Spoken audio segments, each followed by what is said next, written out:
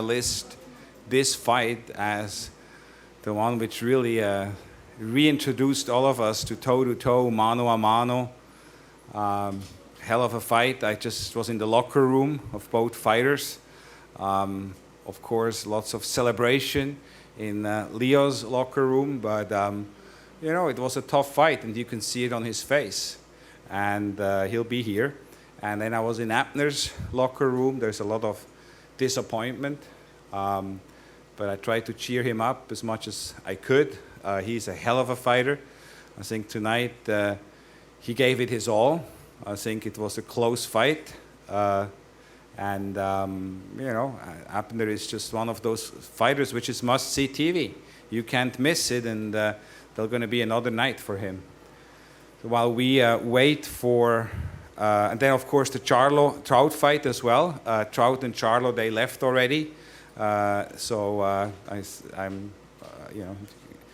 I know that the fight you all want to see is Jared Hurd and Charlo, and I think that's the fight we are going to be pushing for. Give the fans what they want. I think in that particular division, that's the biggest fight to make, and everybody wants to see. So I'm very hopeful that's the fight we're going to see. I talked earlier to the advisor of both fighters, Mr. Heyman, and he is in agreement that that's the fight which should happen. I'd like to ask up here two young fighters. I talked to you guys while we wait for Leo and Abner. Two young fighters from Santa Maria. I talked to you guys at the final press conference. Some of you met them before, some of you haven't. The Balderas brothers from Santa Maria. Jose Balderas, who had a very good fight, and then his brother, the U.S. Olympian Carlos Balderas. So you guys fought a great fight. They were not easy styles, but you certainly knew how to handle them, and beautiful body shots there, Carlos. Wow. Always, every fight you show some new weapons, which is really beautiful. So it's nice for all of us to see you progress, and I'm sure become the world champion you will be, and the same, of course, is for you, Rudy. Well done, guys. Any questions? We had a great attendance. I don't know if it was already mentioned, 12,505 people, right? Does that, by the way, include the suites or not? That's basically the people coming through the doors, right? So 12,505. I think it was a great atmosphere. These fans here in LA, they certainly know how to cheer on their fighters, and I can't wait for July the 29th to be, or 28th rather, to be back here with Mikey Garcia and Robert Easter. I think we're going to have another packed house, another sensational fight like the one we saw here tonight. I think LA boxing is back. World champions here in Los Angeles are performing. They know how to entertain the crowd, and I really don't think there's any other place in the country like Los Angeles who loves and supports the sport of boxing. And so it's a pleasure to continue to bring big fights here to the Staples Center. Any questions? Yeah.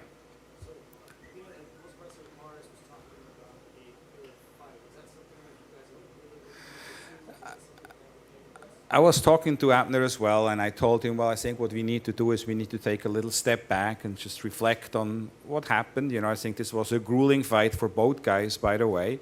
And, Leo went in the last couple of years through some very grueling fights as well. So I think we need to take a step back, and I think the fight, I love to do big fights. And I've always done that, and I will continue to do that. And I think... right now, if you look at the division, in my opinion, the biggest fight to be made, the one I'd like to see the most as a fan, would be Leo and Gary Russell. I think that's the fight the fans want to see. So what I'm going to try to do is to see if it's possible to get that fight done. Right here at Staples Center. Man, if I could, I would do a fight once a month at Staples Center. But you know, it's such a busy venue, so we might have to settle for every other month. You like that, Steve? You're gonna have to change your handle back to Staples came, yeah, okay?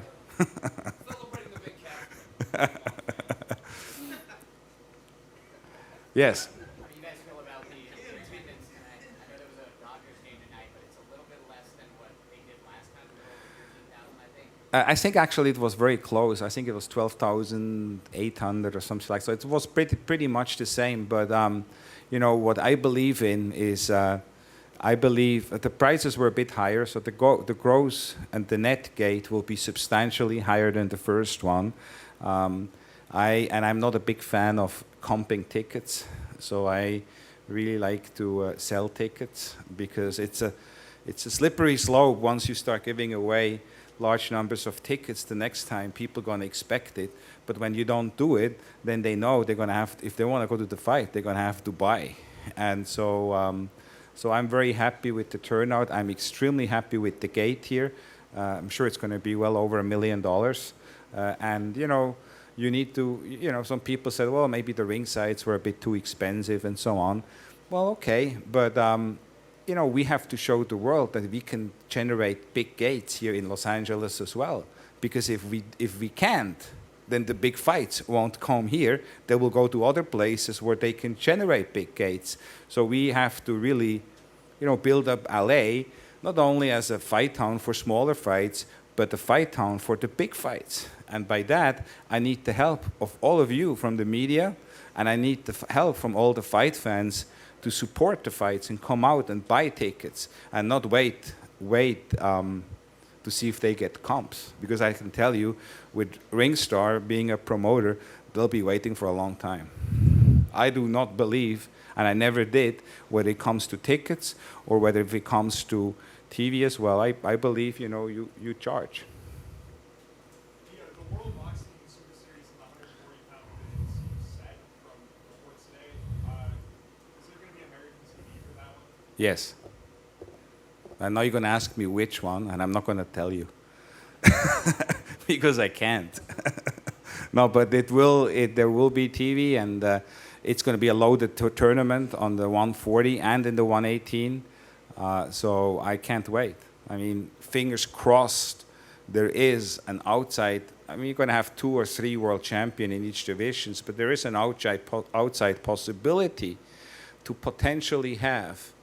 And it's not guaranteed. So I just, again, as a fan, it would be unbelievable for both divisions to have all 4 world champions in it. I mean, man, that'd be amazing.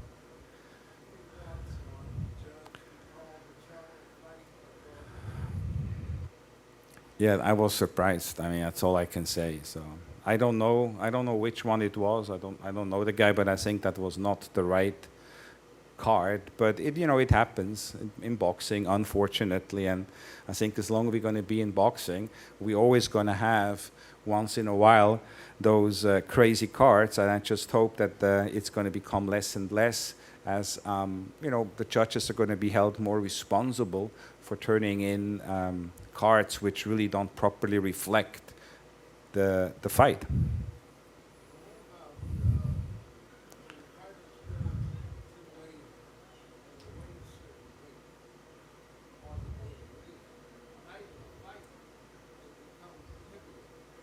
Yeah, that's a very good point. And I know Lance actually Perkmeyer wrote a story about it, and I think some other reporters as well. They had this week a dehydration seminar organized by Andy Foster, who really is doing a hell of a job. He's the executive director of the California State Athletic Commission.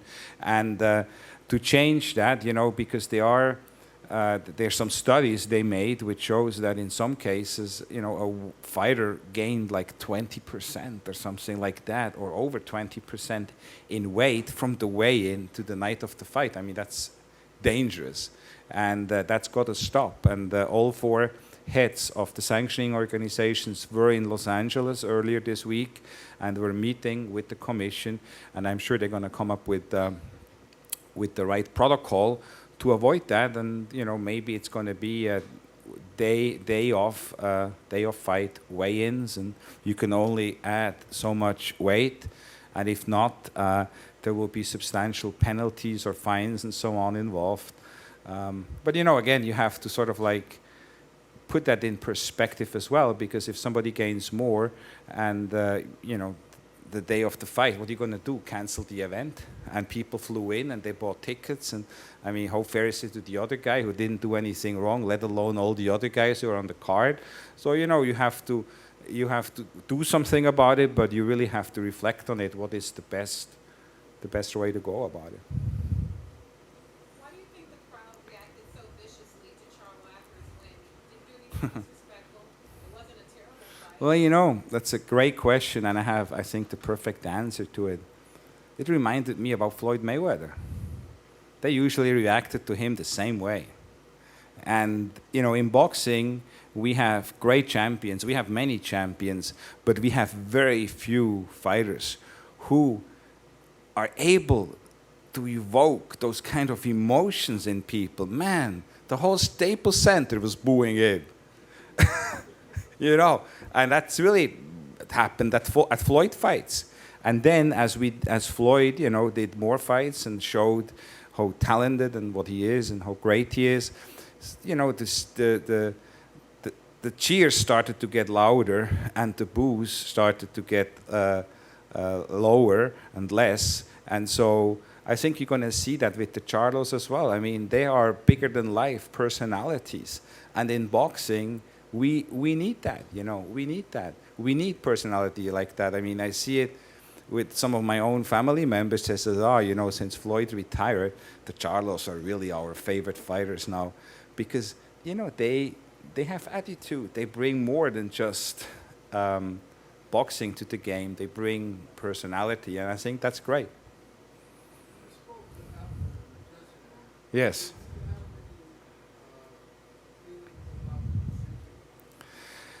Well, he didn't say like I felt I won, But, you have to realize when you fight 12 hard rounds, and it was, some great exchanges, that of course there's a level of disappointment there. And I think the biggest disappointment, one thing which he kept telling me in the locker room several times, his wife and his daughter were sitting there, and he kept telling me, look at my daughter, look at my daughter. And that's the kind of guy he is. It really hurt him to see his daughter there in tears, And I then pulled the daughter aside and had a nice talk with her. And Abner and Natalie and his daughter, they're like family to me. And so it was difficult to see that, but I think I made sure that everybody in the locker room were cheering them on. And here is the world champion, the Mexican-American superstar who continued to throw punches in bunches. I mean, at one particular exchange, I was counting, he threw like 15 like a 15-punch combination. It's like unbelievable. So hell of a fight. I know it was a hard fight for you. I know it was a hard fight for Abner. You guys gave it all. You entertained the crowd. And both of you can be very happy. And you have your arm raised as the continue to be the world champion. You're the king of Valais. You're the king of the division, the featherweight division. And you certainly keep on fighting the best of the best. And you deserve to be, and in many of the writers you already are, in the pound-for-pound best list. So it's a pleasure to introduce you and give the microphone now to the one and only king of Valais, Leo El Terremoto Santa Cruz. Thank you guys for always supporting me and for saying all those nice words about me. I always come here and give my heart out to give you guys a great fight and to do my best. So I'm really happy, glad that you guys liked the fight, and I'm just happy. Thank you. Yeah, fighters came out smarter. He was most cautious. He was waiting for me, trying to counter punch me and stuff like that. But like I said, I always have something for that. My dad, he says that whatever style they bring, I have something in response, and that's what we did. We have something in response for that style. And there were times that I didn't listen to my dad because I was trying to please the fans, but but I had to do it. Leo, Abner says he wants a third fight. Yeah. You're 2-0 now in this Yeah. fight. Do you think you close this chapter for Well, you know, the people are the one that decide. You know, if the people loved it, if they think that it was a close fight and that Midas could beat me, if they want it, I'll give him the third fight. But I think, you know, I already beat him twice. But like I said, I'll give him the third fight if the people want it. Yeah, you know, like I said, my dad was the real champion. You know, coming into this fight, he was doing really good and everything. But then the day of the weigh and everything, he got really bad. He barely made it to the weigh-in. He had really cramps right here in the back. He couldn't really move, and I was worried. I don't know if you guys could notice, but you could see that I was kind of worried because my dad was doing really bad, and he had to go to the room, and he stood there all day. He didn't want to show it or nothing, but I knew that there was something wrong with him. But I was scared that he wasn't gonna be in my corner. But thank God, you know, he's a hard man, tough man, and he went there to my corner. He was there. We told him not to go, but you know, he's hard, so that's why he's the real champion, and I dedicate this fight to him.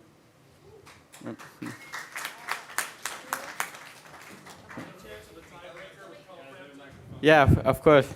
You know, I want, like I said, if I beat Matis, I won the fight. I want, you know, unified. If not, I want to make the third fight against Carl Frampton. He beat Don Nito Donaire, so we could make the third fight if the people want it. Right here in LA. Yep, of course, here in LA. Yeah. Oh. But I was just going to ask, he might have asked it, I didn't hear, but you mentioned after the fight, Richard mentioned it earlier too, that it looks like you guys want to go after the Gary Russell fight, right? Yeah, of course. How important is that? I'm sorry. How important is that to you to get that done at this point?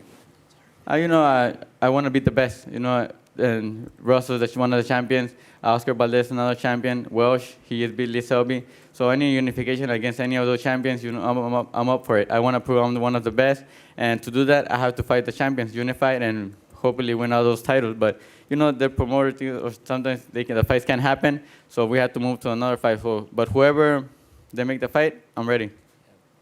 So earlier there was a call out between right here in the front from Oscar Valdez today. How much would you want that fight to happen, and how much, you know, do you feel it would be something like this? Both guys, you know, with that Mexican American heritage. Of course, you know, he's a Mexican. He comes forward throwing a lot of punches. I think it's gonna be a great fight because, you know, he has the same style. He comes forward throwing those big punches. I just have to be really careful because he does, you know, he has power. He goes in with those big hooks, but like I said, you know, I have a response for everything, and I think there'll be an entertaining fight and explosive fight too. Hey, Leo, congratulations on winning Thank you. again. You know, you fought guys like Frampton and Mars now who are willing to engage with you, but Gary Russell obviously is a lot different. He likes to box and move. Yeah. How do you think you would do against that style? You know, like my dad, you know, like I said, my dad's a smart man. For every fighter, he knows how to send me. With Gary Russell, you know, timing, he's really fast and everything, but, you know, timing beats speed. And I have sparred in the gym with fighters that are really fast, and I do good against them because, you know, I know how to fight them. Every time they throw, I go first. And, you know, I think with my pressure, you guys saw, I don't know if you guys saw, but when Joseph Diaz was pressuring, he worked the body. You guys could tell that Gary Russell went down. You know, he wasn't throwing with power. His speed wasn't there no more. But then Joseph stopped, and that's when Gary Russell kept. So I think with my pressure working the body, I think I could adjust and beat Gary Russell. Is that the fight you want next? That one or any unification, you know, Gary Russell, he's a WBC. There's Oscar Valdez, Welsh, or, you know, any. I'm ready for whoever the fans want. Leo over here. Yeah. Leo, when you know your dad is going through stuff, Yeah. like you said the last couple of days, Yeah. can you tell in the fight, in the corner, if he's feeling pain, or do you notice it at all, or is he good at blocking it out? Yeah. You know, he's really good at blocking it out because, you know, he always tries to show me that he's not in pain because he knows that I worry a lot. You know, he knows that I worry a lot. So even yesterday when I told him, hey, what's wrong? Because I could see in his face that he was trying to hide it from me, but I still could tell. And he was like, no, I'm okay. But I knew there was like something wrong with him, but he didn't want to worry me because he knew I have a big fight. And sometimes those things make you, you know, do worse. But, you know, I did better because of him, to make him, his hopes up and to make him feel better. So, because every time he sees me do good, and I knew a victory was going to bring his hopes up, and hopefully it did. Leo, háblanos del significado de esta victoria y si le darás la revancha. Esta victoria fue para mí muy grande. Era otra que me sigue moviendo mi carrera para arriba. Y si la gente la quiere, podemos hacer la tercera. Yo lo dije, si fue una pelea cerrada y que la gente le gustó, emocionante, por mí estoy dispuesto a dar la tercera o la pelea que venga, lo que sea. Leo, over your left. Did you think that you had hurt him in the 7th round and that you could have taken him out at that point? And also, how different was this fight than the first one?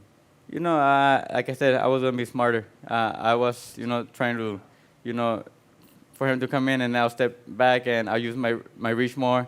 I wasn't staying inside that long. I was trying to box him, pick my perfect shots. And, Maris is a tough fighter. He could take some punches. And I got him with some good shots, but he could take them. He know how to survive. He know how to survive. So it was, tough to hurt him. And, he's a great fighter. Leo, Down. Okay. you stated before this fight, if you win, you're going to try for a unification bout. But if you weren't able to get that, you'd move up to 130. Any thoughts on that? And who would be your first opponent at 130 if you wouldn't be able to get any of the unification bouts? Whoever gives me the opportunity, I think there's Berchet, there's I think Germanda, he's the champion, and there's some other champions. But whoever gives me the opportunity, and no matter who, I just want to look for a title. Leo, you definitely had like a home arena advantage here tonight. And you are a champion, the number one featherweight champion, possibly. Do you want to say like, hey, I just want my fights to be at Staples Center from now on? Hopefully, this is my house. If I could have all the fights here, I would love that. But sometimes I want to go and fight for other people too. I want other people to see me. But if all my fights could happen here in Staples Center, I'll be happy. Okay, thank you. Congrats. Leo, buenas noches. Antes de saludarte a ti, don José, todo mi respeto y mi cariño. Y sabe que lo admiro mucho. Gracias por estar con nosotros. Leo, te pregunto algo familiar porque sé que es lo más importante y quizá lo único para ti, la familia. Sí. En porcentaje, ¿qué tanto pesa el haberle dedicado a tu padre esta noche la pelea y que se haya subido contigo? No, para mí es lo más grande. Mi papá ha estado conmigo desde que empecé a boxear. Siempre estaba conmigo ahí, nos íbamos en el bus juntos. Me decía, me pegaba cuando no hacía bien para subir las manos o algo. Que mi papá siempre que esté con mi esquina vale mucho. Yo creo que si no estaba en la esquina no es lo mismo. No es lo mismo estar sin mi papá. Y me dolería mucho si no hubiera estado conmigo y sería como un golpe para mí y aún no sé si sería el mismo. Yeah. Leo. Okay, one more question, and then I want Leo to get some rest and spend some time with his father. I think they deserve to be on their way home. Okay. Leo, Last over question. here, to your right. I want to express to you my personal thoughts and prayers to you and your father. Thank you. And I want to ask you, throughout the fight, you were throwing quite a number of combinations, and you think you were doing a lot more this time than you were the last time? I just try to do good. I didn't know if I thought maybe I did. I didn't feel that I did better than the first fight. I don't know. Hopefully I did. I was just in there, trying to do a good fight. I went there. I was trying to make sure I was winning the fight, and if I did, hopefully I did. All right, thank you very much, guys. Thank you, guys. Give a big hand to Thank you. Leo Santos. Thank you. Thank you very much.